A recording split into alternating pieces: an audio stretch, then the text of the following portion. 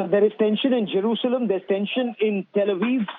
Right now, where we are at Ashkelon, this is where you can even hear blasts go off and Israeli fighter jets take to the skies. But this mobilization, Emmanuel, does this mean it's only a matter of time before Israeli forces make that big push inside the West Bank? Is that what is likely to happen over the next several days and weeks? And what's the end game? What's the mission?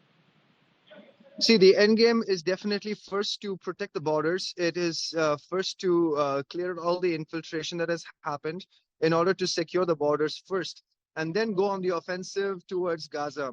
So right now they're doing damage control. They're trying to regain their locations. They're trying to regain the strategic points, and also thwart any sort of uprising that's possibly coming from the north, from the excuse me, from the Lebanon border in the north.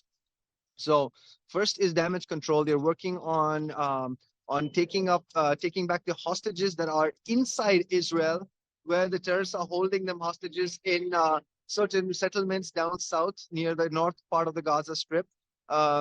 Yesterday they had actually brought out and saved a few hostages and neutralized the threat.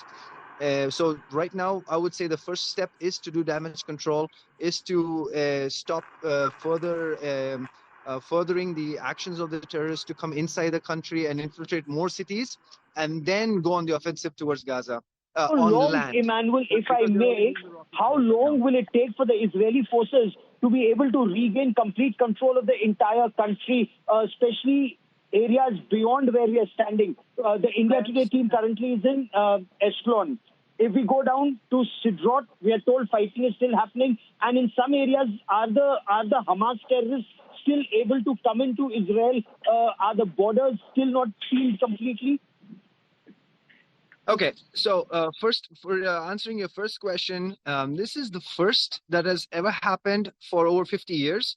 And this is the first for Israel to even encounter such kind of an infiltration. So we do not know exactly how long it will take to actually ascertain the number of days or even weeks to neutralize this threat, because till now it was always just missile barrages from Gaza Strip, but right now they are inside our soil here in Israel. So we do not know how long it will take to push this out or to neutralize the threat. There are certain settlements near to the Gaza Strip which is still under the control of the terrorists, but we are hopeful and positive that it won't be for long. That's what I've been hearing in our interaction even here. These bombs that are going off would indicate that Hamas is still in a position to launch rocket strikes on Israel, despite the readiness and despite the alert that we noticed all through Israel and the fighter jets that are up in the sky. Hamas is still able to launch strikes. Right. So what I heard was sorry, they have a few surface-to-air missiles that are threatening the Air Force or the fighter jets that are bombing key target locations of really strong military headquarters of Hamas in Gaza. But these SAMs are ineffective in bringing down any flights. I have not heard any SAM hit any flights till now.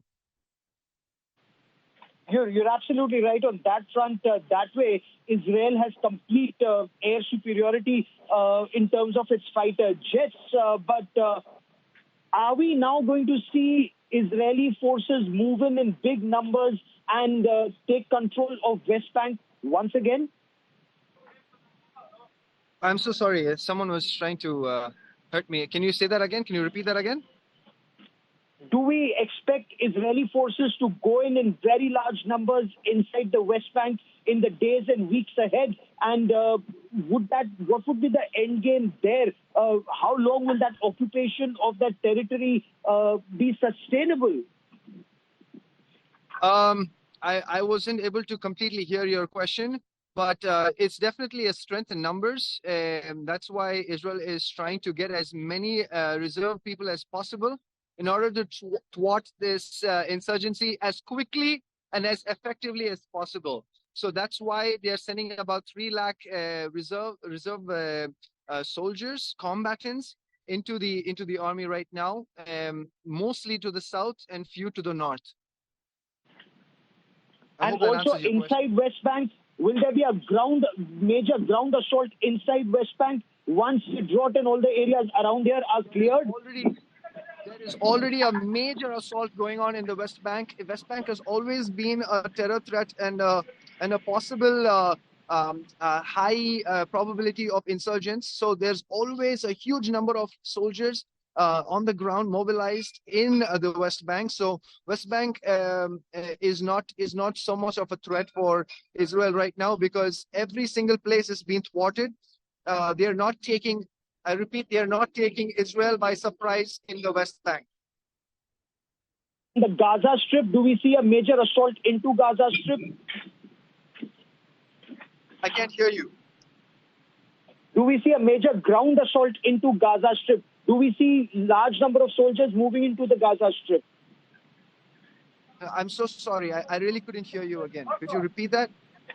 So we will try and reestablish that link, Nabila. Of course, there is, since there are a lot of military vehicles and other movement that is taking place, perhaps there is an audio issue. But more on that, Nabila, what I can tell you here is the restoration work has already started here on ground. And from here, from what we are being told, it's only a matter of time before soldiers, they secure all these areas, they clear all these areas internally, and then perhaps a big attack takes place where the Hamas threat will be taken out at the Gaza Strip too. Right. Gaurav, it's still very shocking and unfathomable that this kind of attack, a coordinated attack, all on land, air, and water, was not detected by the Israeli forces. They've now managed to call on at least 3 lakh of their soldiers to fight against the Hamas terrorists. But how did not the Israeli intelligence or the Western intelligence for a moment detect something as big as this? This would be a matter of inquiry here. There is no denying the fact that the best that is heard of Israel in terms of knowing every move that the enemy makes, they should have anticipated if 5,000 rockets and missiles were being put together, if Hamas was undergoing military-level training using hand gliders, if so many weapons were coming into the Gaza Strip, they would have known and they should have known, because this mobilization was large-scale in military parlance, over a battalion strength. According to Israel, infiltrated more than 800 to 900 Hamas fighters and terrorists infiltrated into this area. So they should have known. The fact that they did not realize this points to a very major lapse on part of not just intelligence, but also operations in terms of dealing with them as quickly as possible. But now, Nabila, even as you and I speak, look at localities like this. There could be a terrorist hiding in any building, and there are multi-storied buildings, there are isolated settlements, there are villages, there are towns. So each and every village, each and every town, each and every home is being cleared, and only when one area is cleared, a part of the army stays back to protect it, and others move forward to the next village, to the next settlement, to the next village to try and clear that. So painstaking operations currently underway, and they're hopeful that in the next couple of days they should be able to sort this out.